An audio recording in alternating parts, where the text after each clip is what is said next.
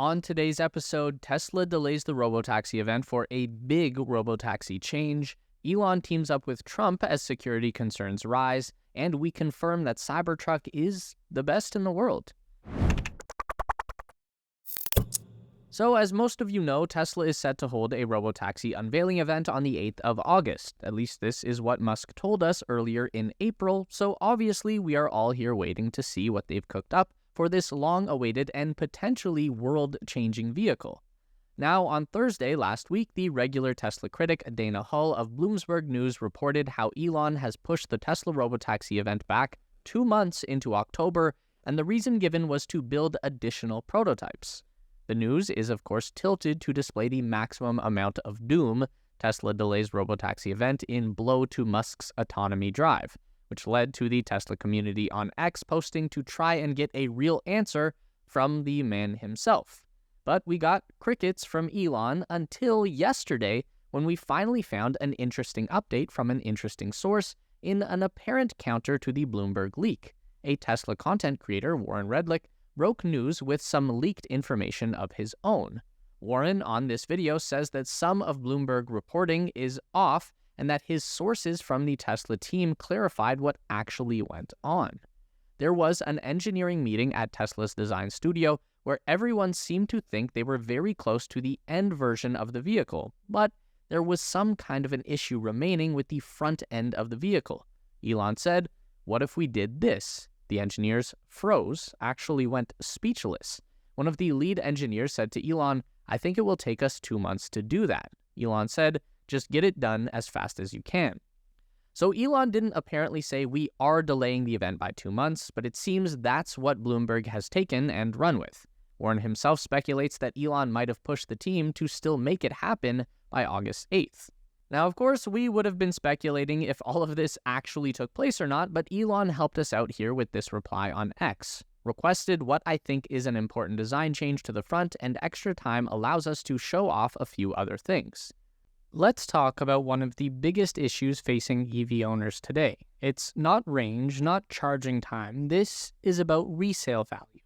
The selling price of electric cars on the secondhand market has plummeted, and that's because buyers are concerned about getting a lemon with a bad battery, and it's hard to blame them. So how would you prove that your car is still valuable?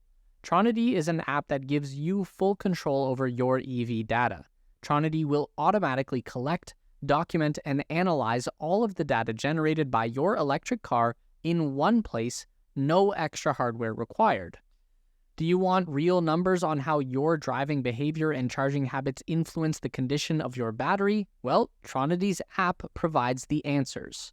Tronity's charging log automatically records all of your car's battery activity, where, when, how much, and at what cost. So, download the Tronity app right now and start your 14-day free trial and use code TESLASPACE25 for 25% off. When you experience the features that this app unlocks on your electric car, you won't want to drive without it. Now, we know Elon is great at rallying the troops around deadlines. I learned a lot reading Walter Isaacson's latest book on Elon Musk, and I can only imagine what kind of a surge is going on at Tesla right now to get the robotaxi ready to be shown to the world. So, it'll be interesting to see if the event is actually delayed. Most likely it will be late, but by how much? I would assume it will be communicated in the upcoming earnings call next week on July 23rd. We are also very surprised Musk seems to be okay with Warren leaking this inside information on video, even if it was to correct a Bloomberg story. It seems plausible that he and Musk had a brief talk about this before he published. If not, then it sets a rather dangerous precedent for insider info to be leaked. As a side note, Warren is able to DM Elon on X, as a month ago it became one of the 662 accounts Elon is following on his social platform. When it comes to leaking inside information, though, there was a whole situation in late April where Elon unfollowed one of the largest Tesla influencers, Sawyer Merritt, writing, "Don't post leaks of confidential information and expect me to follow." He unfollowed Omar of @Holmar's blog for the same reason. This was because the two, among everyone else, were spreading the actual leaked news from the information about Elon axing the whole Tesla supercharging team. However, Elon refollowed both in the next day, posting, "Fine, I will follow them again." Fittingly, he wrote that as a reply to a joke from Warren. Now, if Elon was against this in a bit of a lesser, although of course more negative situation like the supercharging team layoffs, why would he allow Warren to go and actually talk about what Tesla lead engineers said during their robotaxi meeting? I don't know about you, but this seems like a much larger offense. So this brings us to our guess that this is some sort of leak against leak type of media play that Elon is okay with, and it was coordinated together with Warren. Now, when it comes to the actual thing they delayed the robotaxi for, allegedly the big change in the front of the vehicle, we have some guesses. Bring out that tinfoil hat again, my friends. Here we go. We have so far seen the potential interior of the Cybercab with the two bench-like seats leak and some of the exterior too, but we haven't gotten a single idea yet how the front of the robotaxi looks.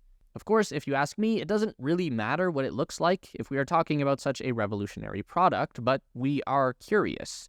Knowing Elon, the big change could have been both a rework of an existing detail or even something that is very much in character for him, deleting some process or detail altogether. The best part is no part after all. So is the redesign about safety? We still don't know the materials used for the Cybercab, but we can bet they've learned enough by now from the more than 10,000 Cybertrucks out there in the world. We've seen them in some crashes and even flipped over. Perhaps Musk wants to make the robotaxi more, or hopefully less, pointy. There's also a small chance they considered making room in the front of the frunk. From the early images with Franz, we do get some hints that most of the drivetrain is packaged in the rear end of the robotaxi under that box-shaped structure, so perhaps they'll create room for that. The change might also be connected to the camera suite of the vehicle, as we have seen the robotaxi test mules roam the roads with cameras on the front bumper. Perhaps they even decided to go for two cameras near headlights instead of one in the middle of the bumper. However, the rear side window camera placement is interesting to watch, and here's why we think it makes sense. See, this same perfect position to deploy the camera on this early robotaxi prototype makes it even more likely the actual prototype follows this body structure. There is a lot we can speculate on and not too much to learn from, mostly because nobody has really done it before, have they? It's also possible that Tesla saw something in the Vern robotaxi, the one created by Rimac, which they plan to release on Croatian streets in 2026. It also has two seats and is designed to be fully autonomous, but in addition to cameras, relies on radar and LiDAR sensors in cooperation with Mobileye.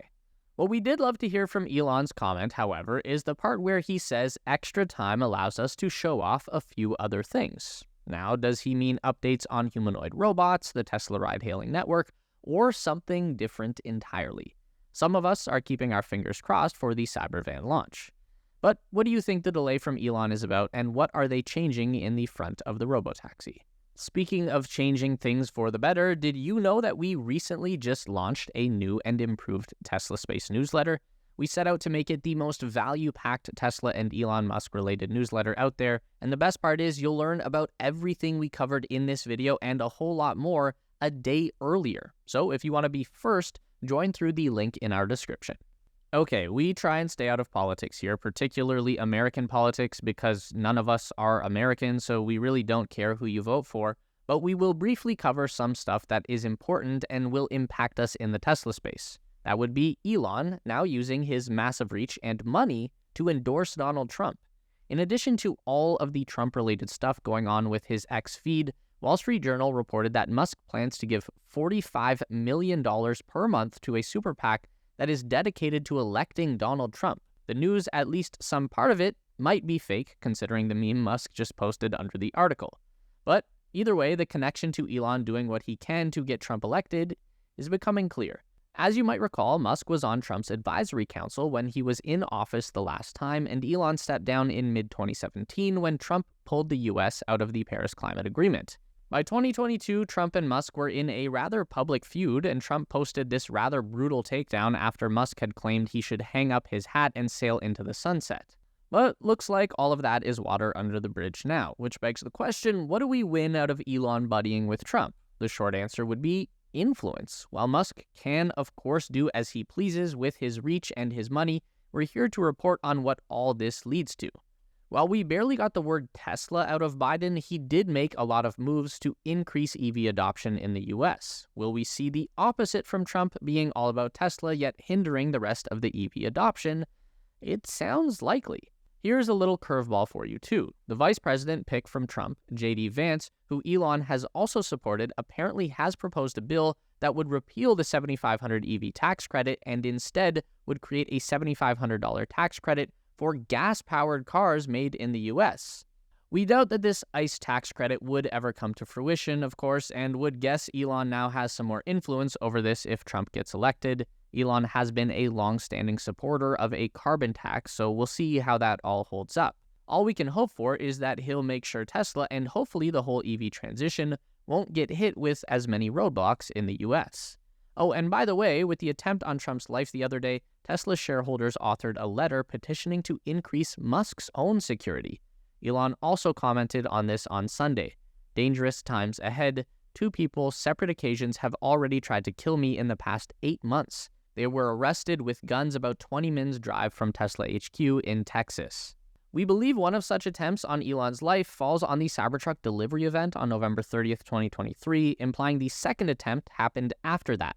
On Instagram, a guy noted that he planned to attack people at Giga Texas. He was later neutralized by the police, but this could answer why the event was so poorly lit that Elon's face was barely even visible when he was giving his speech. It is now confirmed Cybertruck has become the best-selling electric pickup truck in the US in Q2 2024.